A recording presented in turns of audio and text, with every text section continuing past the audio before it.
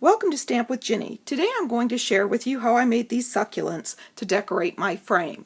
If you'd like to see how I made the frame itself, you're welcome to check out my companion video.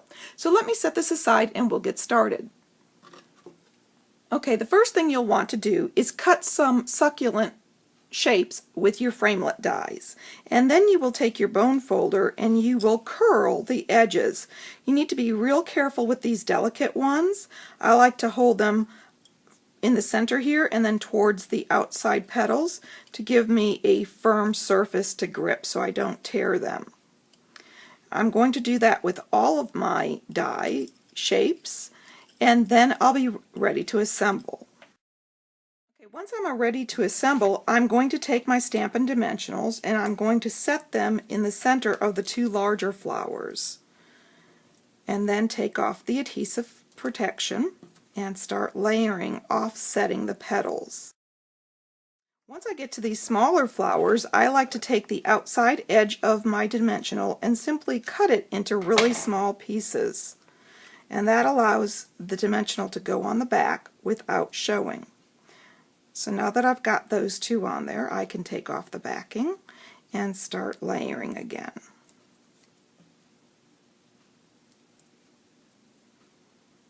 Remember to offset those petals, you'll get a fuller flower.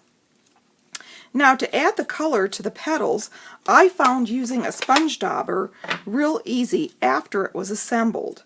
I'm simply inking up my sponge dauber with my Rich Razzleberry pad and going around the outside edge. You can do this with the individual flowers before you assemble it, but I found that to be really putsy and I find this much faster and I like the way it looks a little better even. So once you got the color on the edges that you like, you can add a little bit of glistening with your fine tip glue pen. So I'm simply going to take the cover off and I'm going to set just a little bit of adhesive on the outside edge. I hope you can see this. You'll want to go across every petal, and this will add a little bit of shine to the petals, like succulents have. And then you'll allow that to dry once you're finished. So let me show you the project again. Here's my frame decorated with those same succulents. If you'd like any of these products, feel free to stop by my online store. It's open 24/7 and you can get there from my blog, stampwithginny.com. Thanks for joining me.